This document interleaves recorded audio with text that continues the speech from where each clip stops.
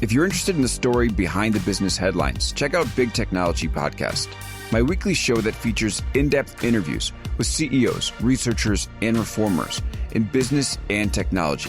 Hi, I'm Alex Kantrowitz. I'm a longtime journalist, CNBC contributor, and the host of the show. I empty my Rolodex every Wednesday to bring you awesome episodes, so go check out Big Technology Podcast. It's available on all podcast apps. We'd love to have you as a listener.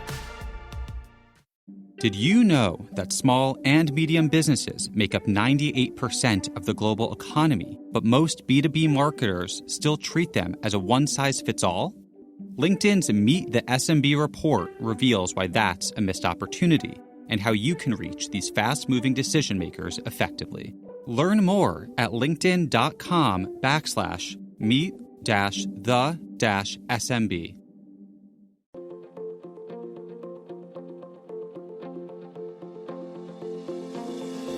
Welcome to the American Negotiation Institute's podcast, where we will teach you the skills you need to get more out of life. And now your host, Kwame Christian. Hello, everyone, and welcome to our very first podcast. I'm really excited to get started with all of you. So let's go ahead and start by talking about the format of the podcast, do a quick introduction of myself, and talk about my goals for this podcast. So my name is Kwame Christian, and I'm a business lawyer, and I love negotiating and learning more about dispute resolution. Not surprisingly then, the purpose of this podcast is to teach you the essentials of negotiation and dispute resolution. This podcast will feature exciting personalities from a variety of backgrounds, each talking about their personal experiences with negotiation and dispute resolution. We'll follow a pretty basic structure where you get to hear a little bit about their professional journey and who they are, and then we'll move into story time where we get to hear the best and worst of their negotiating experiences. And then we'll finish up with their top 3 keys to success in dispute resolution and negotiation. The length of the show will be about half an hour because I think that's a good amount of time for us to get deep into the material without going too long and getting on the verge of being boring or repetitive. My favorite part about this is that I'm going to be learning alongside of you because the people that I'm going to bring in are going to have expertise in different realms. This will give us a great opportunity to see the differences and similarities of various negotiation and dispute resolution tactics in different contexts. So let's kick this off with a question. When was the last time you had a negotiation? So oftentimes when I ask this question, people think back to their salary negotiations, or maybe a time when you bought a house or sold a car or bought a car. Or maybe that time you were on vacation and you were haggling with the person trying to buy that souvenir for your friend back home. The reality is that we're actually negotiating every day. Here are a few examples. At home, we might be negotiating with a significant other to determine who's going to do what and when. At work, we might be negotiating with a colleague or a manager to determine the breakdown of responsibilities on a project, the various timelines that apply, and the allocation of resources for the project.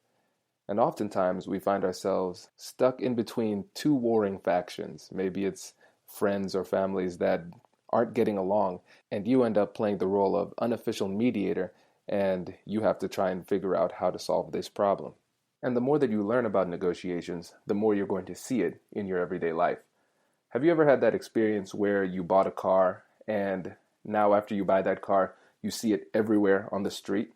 That's exactly how it is with negotiations. You're going to be more acutely aware of its existence, and you're going to see it more often in the world as you learn more about it. My goal is to create a podcast that can help you get through the negotiations and disputes in your life. No matter where we are and what we do, there are always going to be people. And where there are people, there's conflict. The skills that you will learn in this podcast will not only make you a better negotiator, they'll make you a better listener and a better communicator. And these 2 skills are essential if you want to become a better leader, colleague, friend, spouse, etc. I want everything you hear in this podcast to be practical and actionable. I'm not going to waste your time with a lot of theory that has no practical value. I want you to be able to learn something in the podcast today and use it successfully later in that day. So let me tell you a little bit about myself and how I got into this. So let's take it back to the beginning. I'm a first-generation Caribbean American. My dad is from Dominica, and my mom is from Guyana. And growing up, my family had the opportunity to do a lot of travel to different countries. But the interesting thing is, I grew up in northwestern Ohio, in a very small town called Tiffin, Ohio. This was a very interesting experience for me culturally because I was raised in a Caribbean household, and I actually had a very strong Caribbean accent when I was younger, and it slowly started to disappear over my years in the States. But culturally, racially, and ethnically, I was an anomaly. When I graduated from high school, there was only one other black person in the entire high school, and there were two Latinas, and they were sisters. There was very little diversity in that area. But having that upbringing really forced me to learn how to connect with a variety of people. At a young age, I had to learn how to connect with people that were very different from me. When the time came to choose a school, I was really tired of small town life and I wanted something different. And so I had one criterion for school. I said, the school that I go to has to have a campus bigger than Tiffin, Ohio. And I found that in Ohio State. It wasn't really the wisest way to make the decision, but it worked out for me because that was a great place for me to go. While at OSU, I decided to study psychology for two reasons. First reason, I had this goal, a very vague goal, but a goal to help people. And the second reason was because I was fascinated by the human mind and how humans go about making decisions and how we interact with each other. And psychology really satisfied that intellectual curiosity for me. But in addition to this, I wanted to have an opportunity to connect with more people and learn about different cultures that I hadn't been exposed to. And so that's why I got a minor in Spanish and spent a semester studying abroad in Ecuador. The Ecuadorian study abroad program was phenomenal. I got to travel around the country speaking. Hey you, I'm Andrew Seaman. Do you want a new job? Or do you want to move forward in your career? Well, you should listen to my weekly show called Get Hired with Andrew Seaman. We talk about it all, and it's waiting for you, yes you, wherever you get your podcasts. Small and medium businesses don't have time to waste, and neither do marketers trying to reach them. On LinkedIn, more SMB decision makers are actively looking for new solutions to help them grow, whether it's software or financial services. Our Meet the SMB report breaks down how these businesses buy and what really influences their choices. Learn more at linkedin.com/meet-the-SMB. That's linkedin.com/meet-the-SMB. Spanish, practicing my Spanish. I lived with an Ecuadorian family and got to even visit the Galapagos during that trip, which was a fun time. But when I came back, my parents started asking me the hard questions about where I wanted to go with my career.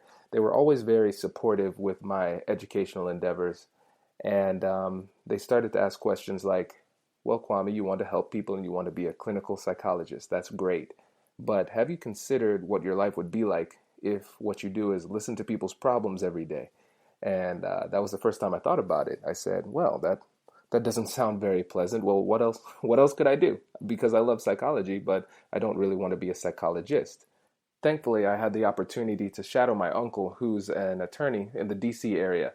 And I got to see the way that he interacted with his clients and he was able to solve their problems. And it didn't seem like he was carrying a heavy emotional burden when he came home. And I said, this is something that I could see myself doing. I could be an attorney. And I could also help more people by getting into policy. So thankfully, at Ohio State, they have the law degree, the Juris Doctor, but you could also combine it with a Master's of Public Policy and still graduate in 3 years.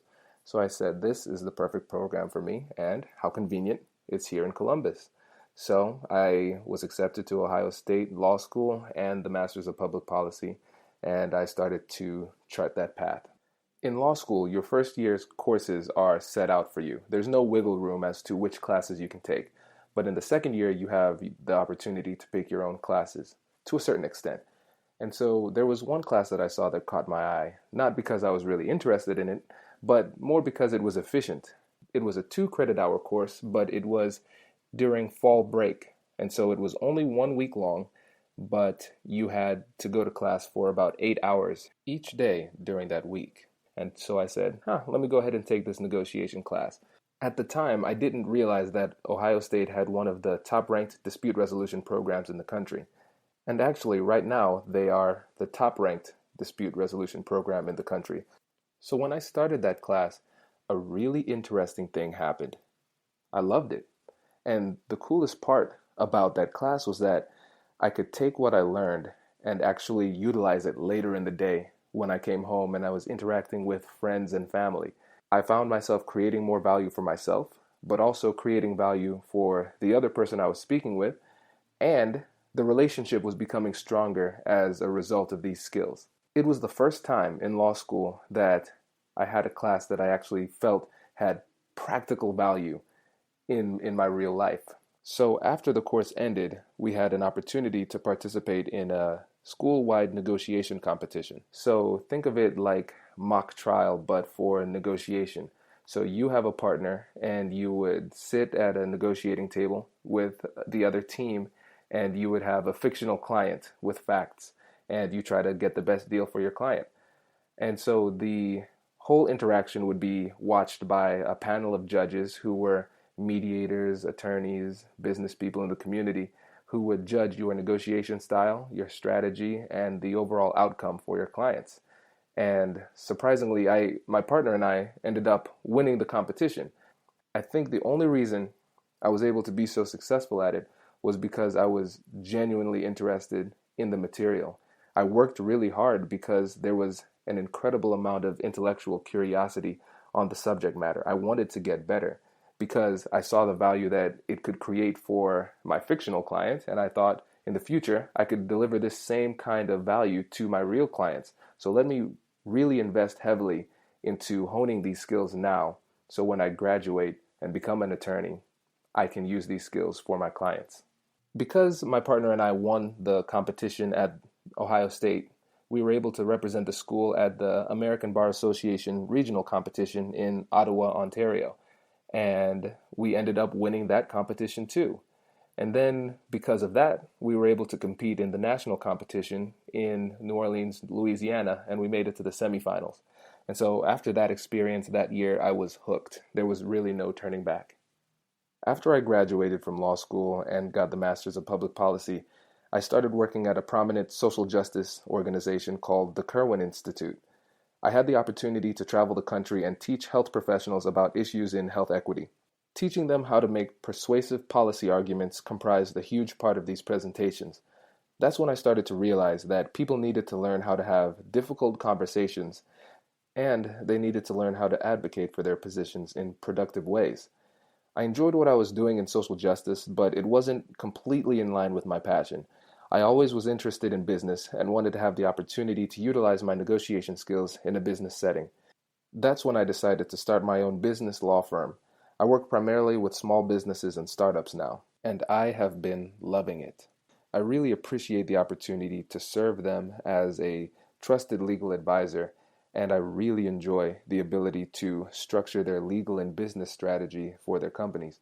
Whenever they have important contract negotiations or disputes between partners or landlords or anything like that, I'm able to utilize my dispute resolution skills to help them strategize around the best way to approach the conversation and get what it is they need. To get more clients, I started putting on negotiation seminars where I taught them how to handle their critical business negotiations. And that's when I realized that I really love teaching this stuff. There's nothing better than looking into the audience and seeing them have that eureka moment. It's like getting unplugged from the matrix. When you realize that negotiation is everywhere and these skills can be utilized every day, you see every conversation as an opportunity to create value and strengthen relationships. So there it is. I hope you enjoyed this podcast, and I am really excited to take this journey with all of you.